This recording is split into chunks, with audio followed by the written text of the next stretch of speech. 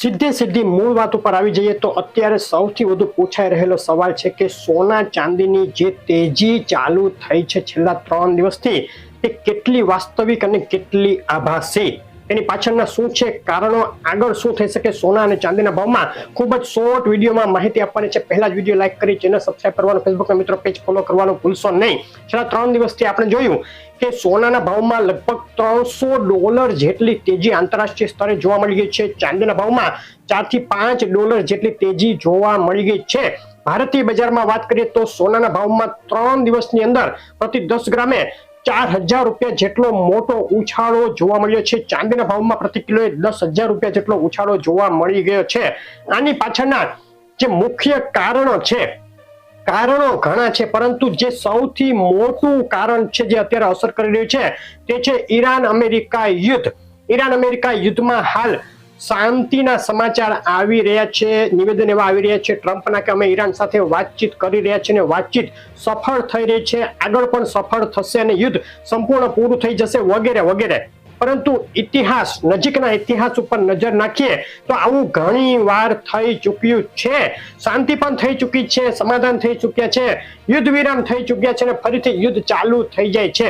તો આ વખતે આવું થવાની કેટલી સંભાવના? આજ સૌથી મોટું કારણ છે સોનાના ભાવમાં ઉછાળ આવવાનું, ને આજ સૌથી મોટું કારણ છે એવું લાગવાનું કે આ ઉછાળો આભાસી હોઈ શકે. કારણ કે આગળ હજુ બેઠક શરૂ પણ થઈ નથી. ઈરાન ના પાડી રહ્યું છે કે અમે કોઈ પણ પ્રકારે ઝૂકવાના નથી. ટ્રમ્પ સતત નિવેદન આપી રહ્યા છે કે અમે વાતચીત કરી રહ્યા છીએ. અમેરિકા એવું ઈચ્છે છે કે હોર્મુઝની ખાડી ઉપરથી ઈરાન તેનું નિયંત્રણ હટાવી લે, જે ઈરાનને કતઈ મંજૂર નથી. આ વાત ઉપર અત્યારે પેચ અટકેલો છે. તો આગળ જોવાનું રહેશે કે જો શાંતિ ખરેખર થાય, ખરેખર 100% સાચી શાંતિ સ્થાપિત થાય, યુદ્ધ સંપૂર્ણ પૂરું થાય તો આ તેજી વાસ્તવિક ગણવી. પરંતુ તેવી થવાની શક્યતા ઓછી, કારણ કે આપણે અનેક વાર જોઈ લીધું કે શાંતિ થયા બાદ ફરીથી યુદ્ધ શરૂ થાય છે. તો આગળ 50% શક્યતા અત્યારે ગણી શકાય કે શાંતિ 100% થઈ જાય. 50% શક્યતા હજુ એવી ઉભેલી છે કે યુદ્ધ હજુ પણ થોડું ઘણું ચાલે લાંબુ અને સંપૂર્ણ શાંતિ ન સ્થપાય. અહીં સંપૂર્ણ શાંતિની વાત થઈ રહી છે. સંપૂર્ણ શાંતિ નહીં સ્થપાય ત્યાં સુધી સોનાના ભાવમાં બે તરફી મૂવમેન્ટ ચાલુ રહેશે. આગળ 1-2 દિવસમાં એવા કઈ સમાચાર આવે કે જે વાતચીતની જે વાત હતી તે પડી ભાંગી છે, હવે વાતચીત નહીં થાય, ફરીથી મોટા હુમલા શરૂ થઈ જાય તો ફરીથી સોનાના ભાવમાં એક કરેક્શન, ઘટાડો જોવા મળી શકે. બીજું કારણ ઇકોનોમિક દ્રષ્ટિએ છે, તે પણ યુદ્ધ સાથે જોડાયેલું છે. અમેરિકન ફેડ દ્વારા વ્યાજ દરોમાં જે ઘટાડો કે વધારો કરવાની વાતો ચાલી રહી હોય તેની સીધી અસર સોના અને ચાંદીના ભાવ પર થાય તે આપણે અગાઉ પણ કહી ચૂક્યા છીએ. તો હાલ તે મુજબનું જ છે. આ વર્ષના અંત સુધીમાં પહેલા અચાનક જ ખૂબ જ ઝડપથી ઉછાળો આવ્યો એવી માન્યતામાં, એવી સંભાવનામાં કે વ્યાજ દરોમાં વધારો કરશે ફેડ. પરંતુ ત્યારબાદ અમુક અમેરિકન ઇકોનોમીના ડેટા આવ્યા કે જે વ્યાજ દરોમાં વધારો કરવાની વિરુદ્ધમાં હતા, એટલે કે વધારો ન કરવો પડે ફેડને. ત્યારબાદ આ શાંતિના સમાચાર આવ્યા. ત્યારબાદ શાંતિના સમાચારને લઈને ક્રૂડ ઓઇલના ભાવમાં કડાકો બોલી ગયો. ક્રૂડ ઓઇલના ભાવમાં ફક્ત 6 દિવસની અંદર 11%નો કડાકો બોલી ગયો, જેને લઈને જે ઇન્ફ્લેશનમાં વધારો થવાની જે સંભાવનાઓ હતી આગામી મહિનાઓમાં તે ઘટી ગઈ. તેને લઈને ફેડને વ્યાજ દરોમાં વધારો કરવો પડે તેવી સંભાવના પણ ઘટી ગઈ. આ એક આખી ચેઇન છે.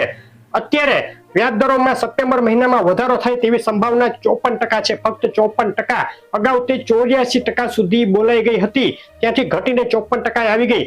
તે પણ મોટું કારણ છે હાલ સોનાના ભાવમાં ઉછાળો આવવાનું. આગળ જો આ જ સ્થિતિ ચાલુ રહે કે વ્યાજ દરોમાં વધારો નહીં કરીએ, ફેડ એવું કહેતું રહે, સંભાવના ઘટતી જાય વ્યાજ દરોમાં વધારો થવાની, તો સોનાના ભાવમાં તેજી આગળ વધી શકે. કંઈ પણ વિપરીત સમાચાર આવે, વિરુદ્ધ સમાચાર આવે, વ્યાજ દરોમાં વધારો કરવાની વાત ફરીથી પાછી આવી જાય, સંભાવના વધી જાય તો સોનાના ભાવમાં ફરીથી ઘટાડો થાય. તો અહીં આપણે ફક્ત આ બે જે સમાચાર છે તેના ઉપર નજર રાખી રહ્યા છે. આ સિવાયના પરિબળો પણ છે, પરંતુ સૌથી વધુ અસર કરતા આ બે પરિબળ છે. તો હવે આગળ શું? જે સોનાના ભાવમાં ઉછાળો શા માટે આવ્યો તે તો આપણે કહી દીધું. બીજું એક કારણ એ પણ હતું કે જે સતત સોનાના ભાવ દબાઈ રહ્યા હતા તેને લઈને જે બાય કરવા વાળા હોય, બાયર્સ હોય, તેઓ મેદાનમાં આવી ગયા હતા નીચા ભાવમાં ખરીદી કરવા. અને જેવા આ સમાચાર આવ્યા કે યુદ્ધમાં સમાધાનની સંભાવના છે, તરત જ તેઓ બાઇંગમાં ચડી ગયા અને તેને લઈને પણ એક જબરદસ્ત ઉછાળો આવ્યો. હવે આ સપાટી $4,300 સપાટી જે છે તે ખૂબ જ મોટો રેઝિસ્ટન્સ છે. અહીં એક સેલ ઓફ આવી શકે, એટલે કે જે લોકોએ બાય કરેલું હોય છેલ્લા 3-4 દિવસમાં તેઓ સેલિંગમાં આવી શકે. તેને લઈને અહીંથી એક કરેક્શન દેખાઈ શકે છે. $50-100 જેટલું કરેક્શન આગામી 1-2 દિવસમાં દેખાઈ શકે. હાલ કોન્સ્ટન્ટ તેજીની સંભાવના હજુ પણ થોડી ઓછી લાગી રહી છે, સિવાય કે જે આ પરિબળો છે તે સતત ને સતત સોનાની તેજીની ફેવરમાં આવતા જાય. તે સિવાય અહીંથી હજુ એક કરેક્શન પણ દેખાય, બે તરફી મૂવમેન્ટ પણ જોવા મળે, વધઘટ જોવા મળે. તો આગળ શું કરવું, સોનું ખરીદવું કે નહીં? તો આપણે અગાઉથી કહેતા આવ્યા છીએ, અગાઉ જે આપણે એક સપોર્ટ આપ્યો હતો, સ્ટ્રોંગ સપોર્ટ $3,955 નો જો તૂટે તો સોનું 3,850 જશે તેવી વાત હતી, પરંતુ 3,955 નો સપોર્ટ સોનાએ તોડ્યો નહીં. 2 વાર ત્યાંથી ફરીથી બાઉન્સ બેક કર્યું અને હવે આ સમાચારને લઈને સોનામાં $4,300 જેટલી તેજી જોવા મળી ગઈ છે અને અત્યારે સોનાનો ભાવ 1,46,700 બોલાઈ ગયો છે ફક્ત 4 દિવસના ગાળામાં. ચાંદીની વાત કરીએ તો ચાંદીમાં પણ તે રીતની તેજી જોવા મળી છે. ચાંદી ચોરસ અત્યારે 2,25,000 સુધી બોલાઈ રહ્યા છે.